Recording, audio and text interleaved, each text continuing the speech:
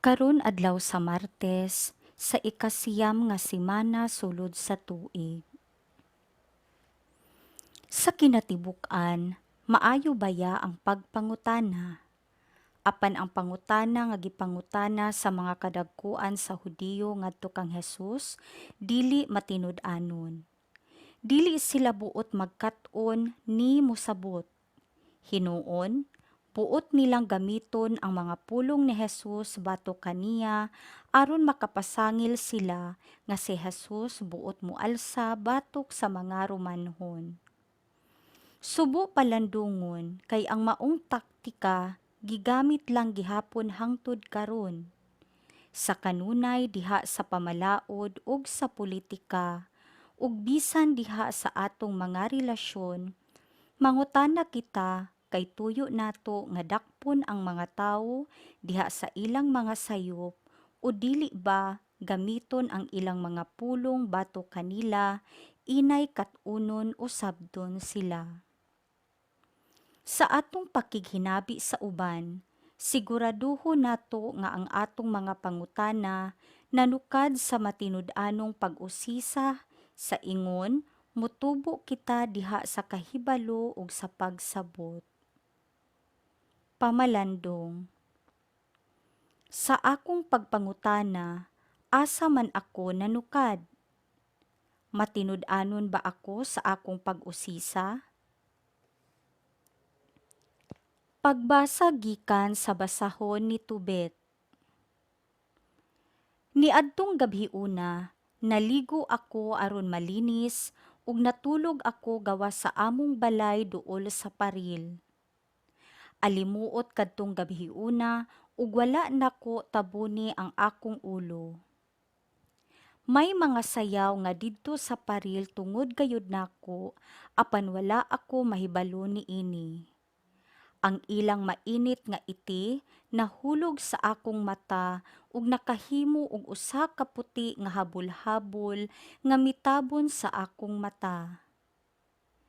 Miadto ako sa nagkalain-laing doktor apan sa nagdugang ang ilang pagtambal kanako misamot hinuon og kadaot ang akong mata hangtod nga nabuta na gayud ako. Sulod sa upat ka tuig, wala gayud ako'y makita. Ang akong mga paryente naguol pag-ayo tungod ni ining akong kahimtang ug si Ahikar maoy nagbuhi kanako sulod sa duha ka tuig sa wala pa siya moadto sa yuta sa ilam. Sa nahitalikod na si Ahikar, ang akong asawa nga si Ana napugos sa pagtrabaho. Busa ng habol siya, ingon sa gibuhat sa daghang mga babayi.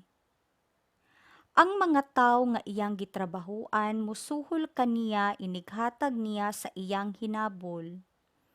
Usa ka adlaw ni ana, nagtabas siya og usa ka panapton nga nahuman gikan sa hablanan ug gidala kini niya ngadto sa mga tawo nga nagpabuhat niini. Gibayran siya sa tanan ug gipakapinan pagayod siyag kanding. Sa pag-abot ni Ana sa amo nga nagdala sa kanding, mibahihi kini. Misinggit ako. Diin man gikan kanang kandinga. Imo tingali kanang kinawat no. Iuli dayon kana ngadto sa mga tag-iya. Dili maayo nga magkaon kitag kinawat. Mitubag siya. Dili uy, gihatag kini kanako nga usa ka gasa pakapin sa skuhol nako tungod sa panapton nga akong gihabol. Apan wala ko siya tuohi ug nang lipaghong ako sa kaulaw tungod sa iyang gibuhat. Gisugo ko siya pagpauli sa kandi ngadto sa mga tag-iya niini apan ang iya gayud maoy natuman. Misinggit siya. Karon nakita na nako unsa gayud ikaw. Hain naman kanang imong pag-alima sa uban. Unsa may sangputanan sa mga maayong buhat nga imong naandan paghimo. Ang pulong sa Ginoo. Salmo responsoryo. Ang kasing-kasing sa matarong walay kahadlukan, nagasalig diha sa Ginoo. Bulahan ang tawo nga mahadlokon sa Ginoo, nga nahigugma pag-ayo sa iyang mga sugo. Ang iyang kaliwat mahimong gamhanan ibabaw sa yuta, ang kaliwat nga matarong pagapanalanginan. Ang kasing-kasing sa matarong walay kahadlukan, nagasalig diha sa Ginoo. Dili siya mahadlok sa daotang taho, ang iyang kasing-kasing malig-on nagasalig sa Ginoo. Ang iyang kasing-kasing dili matarog, wala siya'y kahadlukan hangtod tamayo niya ang iyang mga kaaway. Ang kasing-kasing sa matarong walay kahadlukan, nagasalig diha sa Ginoo. Kusog siyang manghatag sa kabus, ang iyang kamanggihatagon mulungtad hangtod sa kahangturan. Ang iyang gahom bayawon diha sa himaya. Ang kasing-kasing sa matarong walay kahadlukan, nagasalig diha sa Ginoo. Pagbasa gikan sa Santos nga Ebanghelyo sumala ni San Marcos.